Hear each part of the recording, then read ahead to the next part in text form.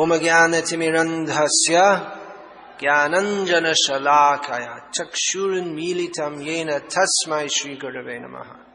In Bhagavad-gita also, Lord Krishna recommends performing everything in consideration of time, place, and the performer. Deshe kale cha patre cha. He mentions these three things: the place, the time, and the person. During the course of one's life, one is supposed to go through different samskaras, navavidha samskara. There are 9 main kinds of samskara. Samskara means reformatory process.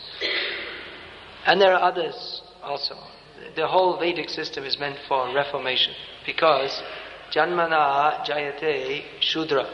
Everyone is born on the level of shudra. Shudra means yashochati iti shudra, who laments. He is a shudra. So everyone in this material world is lamenting. Therefore, in the Gita, Lord Krishna says, Brahma bhuta prasannatma na shochati na kankshati. When one comes to the transcendental platform, he neither laments nor desires. But everyone on the material platform, they're always lamenting and hankering. They're desiring, if I could have this, if I could gain such an object, then I would be happy. If only I could do this, if only I could get that. These are material desires, and they are endless. Hoya mayardas kari nana abhilash. As soon as one comes in the atmosphere of Maya and becomes the servant of Maya, then he has many, many, many desires. I don't think this year, but in the previous years, in the Indian railways, trains at a glance, you'll see on the back cover or somewhere thereabouts a picture of a young man and a young woman with a young child lamenting, with a sad look on their face. Why? We have all the good things in life, all the good things that life can offer. We have a two-wheeler sitting on their Bajaj or whatever it may be, Luna. We have a two-wheeler, we have a VCR, but we don't have a home of our own. Therefore, shochit, they're lamenting. But then comes the solution to all your problems. Take a loan with some company. I didn't bother to read that firm, which company it is, because I'm not making a home of my own. But this is the typical Maya, that we have everything, but only if we could just get this one thing, then we would be happy. That Prabhupada described, there's one Bengali song, I can't remember exactly the words now, but it said that, what is it? Koshta kare ghar banaya, kintu dukha ache je sab phuriya gelo. He said, with great difficulty we built a house. All our dream of our house, we built a house, and then unfortunately, as soon as we built it, it all burned down to the ground. So this is material life. We are lamenting for what we lost and hankering for what we could have. That also, Prabhupada gave another good example. What is that? Dili ka ladu, jo kaya jo pista. Jo na kaya, wo bhi pista. Dili ka ladu. Prabhupada is not exactly a ladu. You know what that means exactly? Prostitute. It means prostitute, yes. Something sweet from Delhi. Because the people are living in the country and they're living at home and their wife is watching them very nicely. But when they go to Delhi for some business or whatever, they may go to eat some ladus, something sweet. In other words, they may visit the red light district. So, who has tasted, they're lamenting that when I went to Delhi I enjoyed, now I've come back to my village and I've only got my wife. And I already enjoyed her so many times, so it's not enjoyable anymore. And those who didn't enjoy yet, they're thinking, if only I could enjoy it, then I would be happy. So hankering and lamenting. This is Shudra platform, animal platform. Sometimes the dog, his tail is like this. Sometimes the dog, his tail is like that. When he's out you see the dogs, generally in India, the dogs in the daytime, their tail is down because everyone is throwing stones at them, kicking them. And at night, if you go on the street at night, you'll see their tail is up because they're barking and thinking, now I am the king. because no one is there to throw stones at them except me. I get up in the night and throw stones at them. They're thinking, and now I am God. So this is dog platform, hankering and lamenting, sometimes happy, sometimes sad. But the Vedic culture is to teach us to come to the transcendental platform, beyond birth and death. It means beyond hankering and lamentation. To come to the platform, Brahma Bhuta, spiritual platform. When we understand, I'm not this body, I'm eternal spirit soul, I'm the servant of Krishna, then there's no unhappiness. Jeev Krishna Das Epishas Korle Ta Ardu Konai.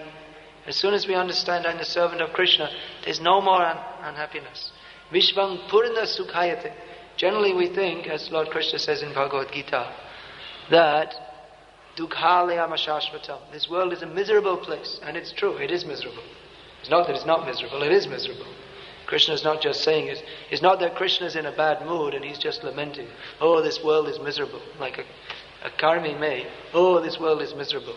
But then he gets some money, oh, it's not so bad. And then again, he loses all his money, it's miserable. This is hankering and lamenting. Duality. This is the world of duality. But Krishna is giving the absolute platform that, yes, it is miserable. Just like there was one TV program quite a few years ago, maybe 17 years ago. Hridayananda Maharaj was on that. So they had the compare. What do you call that? Compare?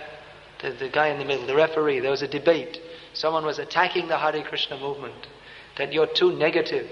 You say that this world is miserable, and Hridayananda Maharaj is saying, well, actually it is miserable because you have to get born, you have to get diseased, you have to get old, and then you have to die. So this is miserable. So the opponent, he has to argue the opposite, whatever it is. Just like in the parliament, whatever one party says, the other has to say the opposite. Even if the party says a good thing, which isn't very common, they have to say something opposite. So he's saying, no, this is natural, it's not miserable, old age, death, it's not so bad. And then the compare, who's supposed to be neutral, he said, actually you're talking nonsense. These things are miserable. How can you deny it? So actually it is miserable. Material life is miserable. But then in another vision, for the pure devotee of Krishna, someone who's got the little glance of mercy from Caitanya Mahaprabhu, then Vishvam Purna Sukhayate, everything becomes blissful. How is it possible if there's birth, death, old age and disease? Because the pure devotee, he's not affected by birth, death, old age and disease. He's not affected by adibhotik, adidaivik, adhyatmik, duk, the different kinds of miseries. That doesn't mean that when it's raining, he may not go out with an umbrella. Misery is there, the rain is pouring down, still he'll go with an umbrella. Why? Because if we're in this material atmosphere, we have to maintain the material body for serving Krishna. But for himself, he's not affected. He's Padma Patram Ivam Vasa.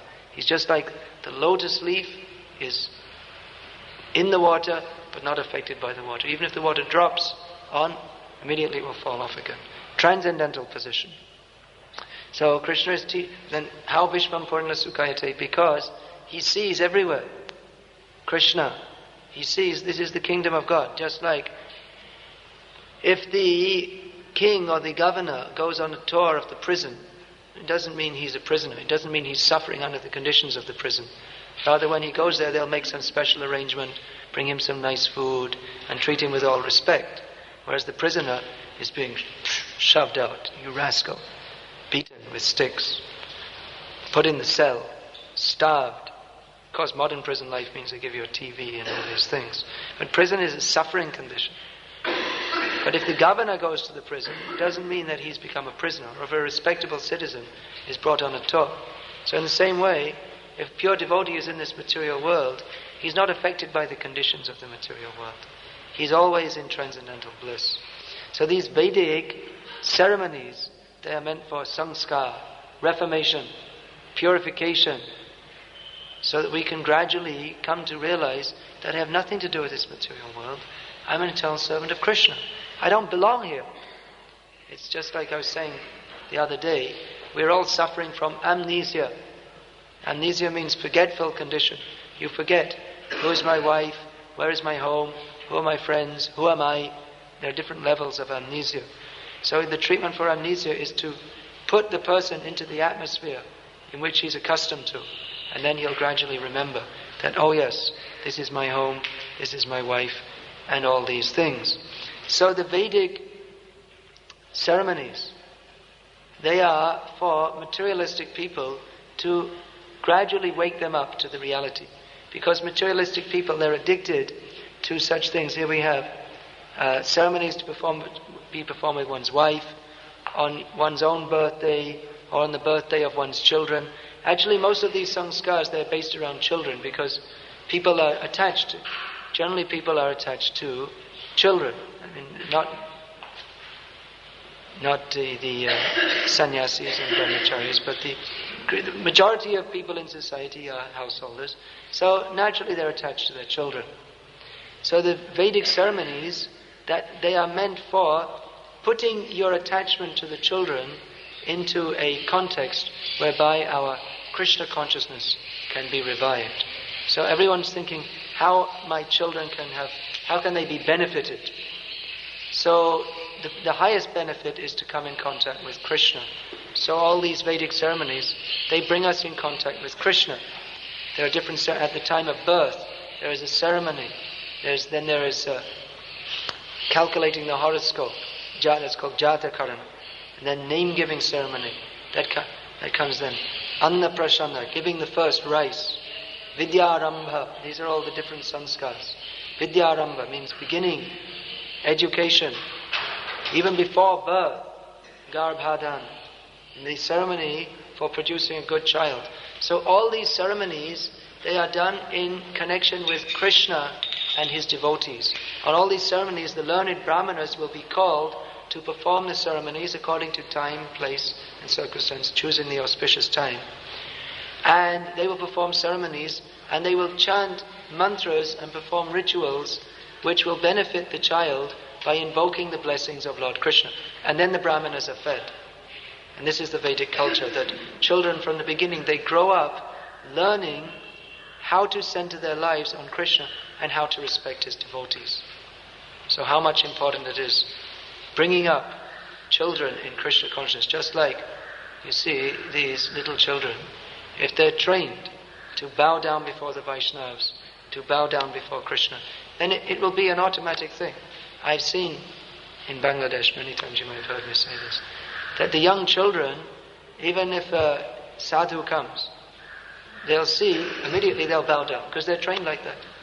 Or if they don't know how to bow down, the parents will bow down. Automatically, you'll see, they follow automatically. Parents bow down, automatically the children bow down.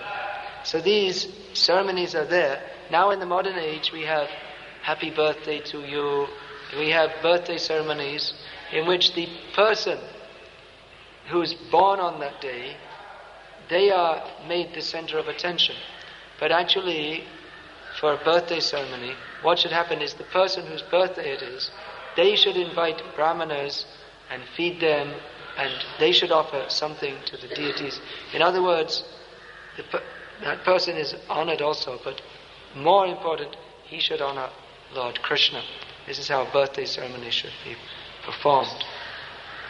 So there are many different ceremonies, and even today there are many rules governing them, just like here it's mentioned, funeral ceremony. Now, Gita Mataji was to be initiated today, but as her husband's aunt died 2 days ago, and they're doing the non-Vedic thing of bringing her body, flying her body from Mysore, so that she can be burned here. Although actually when someone dies, the body is supposed to be, all the rituals are supposed to be finished immediately.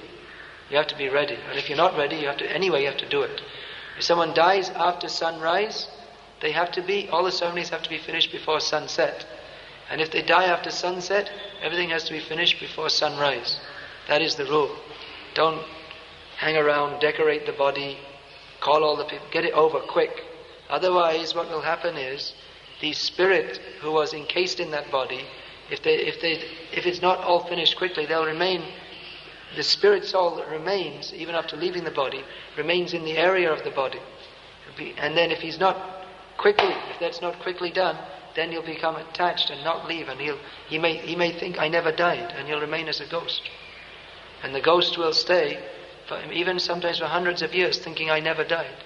Someone may be waiting for their husband to come back or something like that. They never realized, because Maya is so strong, that attachment is so strong.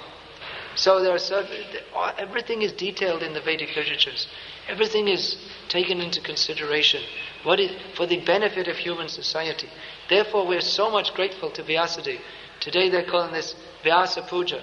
Why? Because the spiritual master is supposed to represent Vyasadeva by teaching what is in the Vedic literatures according to time, place and circumstance for the benefit of the disciple. The name is given Vyasa Puja because Vyasa is so much grateful to him because he has given the Vedic literatures which govern every aspect of human life for our purification and ultimately for taking us back to Godhead. Maya mukta jiva nahi swata Krishna gyan jivere kripa koile Krishna ved puran. The living beings who are in Maya mukta, they're in Maya, they're on the level of Shudras. Therefore Shudras means animal, means they simply without any direction. They don't know what is proper and what is not proper. They don't know what is for their own benefit. Therefore Krishna, being very kind to the living beings, has come in the form of Vyasadeva and compiled all these books which give directions for all people in all statuses of life how to become purified. Prabhupada, one time there was one professor in, I believe, Calcutta, Jadavpur University, Calcutta. So he was saying that A.C. Bhaktivedanta Swami Prabhupada, he is like a modern incarnation of Vyasa. Otherwise, how could he write so many books and giving the clear point? So, the spiritual master is a representative of Vyasa because he does the work of Vyasa, which is to spread this knowledge which Vyasadeva has given. So that also, who is going out and preaching, spreading this knowledge, they're also doing the work of Vyasa. We're all followers of Vyasa in disciplic succession. And Prabhupada several times said that book distribution, this is the Guru's business. And Guru is supposed to see to this and supposed to see that his disciples do this, how the books are going out. Books means the knowledge, the essential knowledge. Anyone who gets these books, we have so much experience how people's lives are changing by taking these books because people don't have any direction. Here we see ideal family life. People don't know. People are so much confused. It's lamentable how people, they get married with all good hopes and with their thinking we'll live happily ever after. But because their attachment is only based on some sentiment, they don't have proper guidance, then they don't know how to live, even as husband and wife. Because husband and wife relationship must be based on service to Krishna. It must be based on a higher ideal. At least the sense of responsibility must be there. Otherwise, if it's as in the modern age, the whole modern age, everything is simply based upon sense gratification. Therefore, the family life, the family institution, it's a doomed institution. Just like in the West now, there is no family life. Even if people, they may live in a home, they may live in a house together, but that's not family life. Even the birds and the snakes, they live in some kind of hole or some nest. But that, you may say that's family, but that really family means where everyone is living together with cooperating for a higher ideal, for the service of Krishna. But people have no such idea. They're simply living like animals. They have no idea how to live happily. Therefore, naturally husband and wife, there may be some friction that may be there. It may also not be. But many times we see people's homes, they're absolutely miserable. They got married thinking they would be happy, but more times than not, it's, of course, intrinsically family life, because it is of this material world, so it is of, misery must be there. But even within family life, there can be happy family life if it's Krishna-centered. But so many times we see people that, especially in the Western countries, and whatever is in the West is coming here now also, people that are completely miserable. This realization we have when we go distributing books door to door in the Western countries. You did this? And people open their door and it's just like a big wave of misery comes out of the door. Lady opens the door and the TV is on far too loud. Boom, boom, boom. You can hear this. Boom, boom. It's some some normal movie, people punching each other. And at the same time, there's some rock music is playing too loud. And then the kids are shouting and yelling at each other. And the husband's inside the house yelling at them, trying to keep them quiet. And the mother opens the door with a look of complete harassment on her face. And you can't help feeling sorry for the people, that they're suffering so much. Or even you go in their house and you see their home is, generally the karmis in the modern age, they fill their homes full of all kinds of junk. In the Western world, they buy hundreds of toys because they think, they have no idea how to keep the children happy, so they think that we should just buy the children more and more toys. The society is set up like that they say buy your children, so they buy more and more toys, and they buy one toy 1 week, and after 2 days they're fed up with it, so they have to buy another toy. And they buy all kinds of machines, and most of them are broken, but because they're attached, they don't throw it away. So half their house is filled up with complete junk.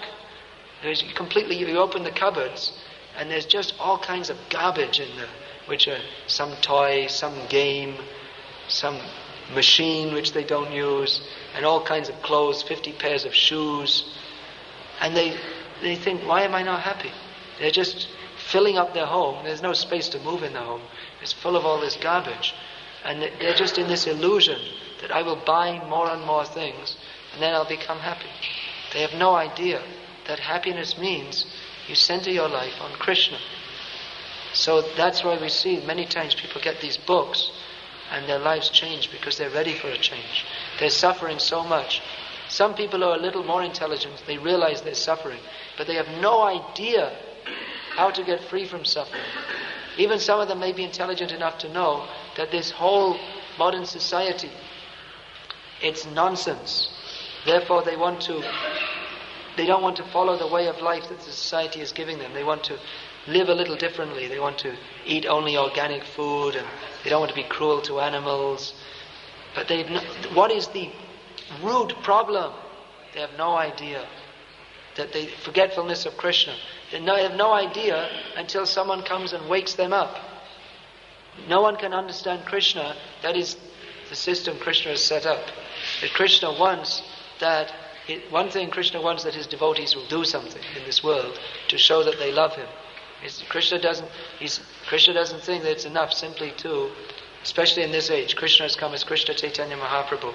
He doesn't accept that it's enough simply to say that you are my devotee. But you have to follow his instruction. Jare darko tare kaha Krishna upadesh. Amar aggai guru hayatara idesh. Wherever you go, whoever you meet, instruct them in the science of Krishna. Krishna wants his devotees to go and wake people up.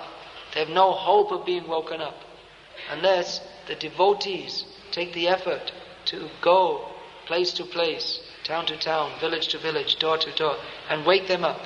Krishna has given this responsibility to his devotees. Chaitanya Mahaprabhu is the Supreme Personality of Godhead. If he wants, just by his wish, he can deliver everyone back to Godhead. Just like Vasudeva Datta, he was a great devotee of Chaitanya Mahaprabhu. He made this petition to Chaitanya Mahaprabhu that please, everyone is in this material world is suffering.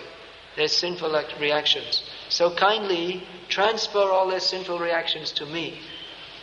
And I will suffer eternally. One after I will suffer all their reactions. And you take them all back to Godhead. And Chaitanya Mahaprabhu said, there's no need for you to suffer all the reactions. Just because you have such a pure desire, then all the living entities in the universe can be delivered. So that is the desire of a devotee, that is the desire of Chaitanya Mahaprabhu. He can deliver everyone just by his wish, but he wants that his devotees will also be glorified. Just like I was telling that, someone was saying that why Prabhupada is preaching in the Western world. Chaitanya Mahaprabhu, if he wanted to preach in the West, he would have gone there himself. He could have done, he's God. But he didn't. Therefore Chaitanya Mahaprabhu didn't want preaching in the Western world. This is someone's strange logic, very strange. So Prabhupada, when he heard this, they were blaming him. That you're doing something wrong. This is against Chaitanya Mahaprabhu to preach in the West. These are the so-called devotees of Lord Chaitanya. So Prabhupada said that Chaitanya Mahaprabhu didn't preach in the Western world because he wanted to give me the credit. So Chaitanya Mahaprabhu was saying that I'm only one person. I'm a gardener. I'm gardening the tree of devotional service. I'm bringing up this tree, but there are so many fruits. And how many can I pick myself? How many can I distribute myself? Therefore, Caitanya Mahaprabhu said, I order every person in this universe to accept this Krishna consciousness movement and distribute it. It is the duty of everyone who has accepted Krishna consciousness, according to Caitanya Mahaprabhu's order, to also distribute it. And you may say, well, who am I to distribute Krishna consciousness? Who is anyone in this Kali Yuga? Who am I to sit on this big seat and have a Vyasa Puja sermon? But that is Caitanya Mahaprabhu's order, that everyone should accept this Krishna consciousness movement and distribute it. And by distributing it, then we become qualified by the mercy of Caitanya Mahaprabhu. We're not qualified. How are we qualified? We become qualified by following the instruction of Caitanya Mahaprabhu, and then whatever is lacking in us, he makes up for that. This whole movement is running on mercy, on the mercy of Caitanya Mahaprabhu, which is received through Guru Parampara. And this mercy has to be distributed. And when the mercy is distributed, then it increases. The more we go door to door, town to town, village to village, and distribute these books and preach the message of Lord Chaitanya, then the more the mercy increases. And then we have another problem. Now we have a problem in India, that there's so much interest in Krishna consciousness. There's so much scope for this movement. We don't have enough preachers to take up the work. Wherever we go, we find people are ready for Krishna consciousness. It's just like there's good soil. And it's good. The soil is good. The land is prepared. The rains have come. Now there's so much. Now you plant any seed, it will come up. But we need more farmers to do the work. So those who are the farmers, they have to be busy. There's so much to do in this Krishna consciousness movement. So much scope to deliver people back to Godhead. This delivering people back to Godhead, usually that may take millions of lifetimes. The whole universe is filled with living entities, and among them, very, very few are going back to Godhead. Very few are even interested in going back to Godhead. But now we see the golden age predicted by Lord Chaitanya is coming in. There's so many people who are interested in Krishna consciousness all over the world. Wherever we go, we can. Little bit of preaching. Wherever you go, little bit of preaching, and so many people will come. So much interest is there. So now it is the duty of those who are in Krishna consciousness to take this opportunity. For so many years, actually, when this movement was starting, it was so much struggle. So much struggle. When we first came to India, there's so many difficulties. Hardly any Indian devotees were joining. Even those who were joining, not many stayed. Many people had doubts about this movement because in the press they were saying, CIA, this is American spy organization. Very strange idea. It's amazing how people believed it. They did. Many people believed it. And there's a lot of opposition that how can Westerners be devotees? They can't be brahmanas. There's a lot of opposition, a lot of skepticism. They're just doing it now, but they won't do it very long. It's just a fashion. Prabhupada was therefore, he was pushing, build these temples. Build this Bombay temple. Build this Mayapur project. Build Vrindavan temple, because then people will see we have something solid. We're not just dancing white elephants. We're not just doing some circus act. But there's something solid. We have some... Building a big temple means you're serious. So those days were very difficult, a lot of skepticism, and even the Mayavad, you may think it's pretty strong now, but even it was much worse then. Now it's, in many ways, it's easier now. Our movement is well accepted. Many people are joining. So take advantage now. So many years the groundwork was going on. Still it's groundwork. It's not that we're not in the pioneering stage. Still our movement is pioneering movement. Therefore, there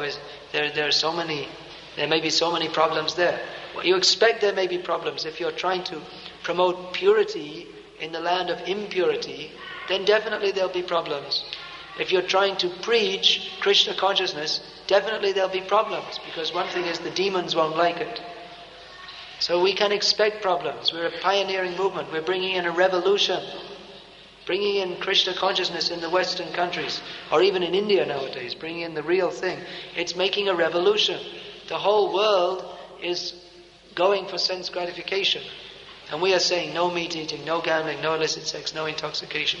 And how many people would you expect to join a movement which is promoting no meat eating, no gambling, no illicit sex, no intoxication, no tea, no coffee, no television? You can watch Krishna conscious programs, the few that are there, but no TV. Just like I was in Dubai the other day, they said, well, what's the harm with TV? Just sometimes for relaxation or entertainment. It's very difficult for people to understand that this is, you're importing a demon into your home to take you to. They don't understand. So this is revolutionary. How many people would you expect to take this up?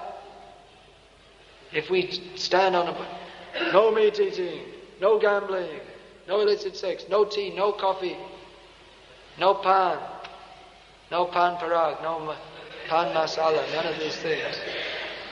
No illicit sex. We're not going to get crowds just like this asharam. He's getting lakhs of people. Right? They're not going to bring lakhs of people because if they listen to us, we're not providing sense gratification. We're providing, actually we don't say all these things immediately, but everyone knows. That's why people are afraid. Oh, my son will join the Hare Krishna movement, then his life will be spoiled. He can't enjoy life. That I was saying last night, that people, they say, well, we don't want to, how can we give up meat? Then we won't have strength for sex. So they're thinking your life will, materialistic people think your life will be spoiled. Therefore, they don't like their children to join this Krishna conscious movement. But they're joining, not only children, older people also. We see people 70 years old, all their life they knew nothing about Krishna. And then they get a book, and all of a sudden, at the age of 70, you don't expect the old bamboo to bend. But not only is it bending, but completely changing. This shows there's some potency in this movement. It's not simply some sentiment. It's very, very powerful. The mercy of Lord Caitanya is very, very powerful. And it's having its effect. Prabhupada many times said, distribute these books, the effect will be there. You will see the effect in course of time. Many times our devotees, not the fixed up ones, but they used to say, well, what is the effect of distributing these books? We distributed so many books, we don't see anything. But now we see that wherever we go, we speak about Krishna consciousness. People are ready to take it up. So we need devotees to take this up, set the example. Dharma sthapan hetu sadhu vyavaha. Religion is established in the world by the devotees. People read in the books about devotional life. And if they actually see people who are following, then they also become inspired that, well, I can also do it. Just like I remember when I first joined this movement, they gave me beads and said, now you have to chant 16 rounds and get up at 4 o'clock in the morning. And my initial thought was, well, how can I do that?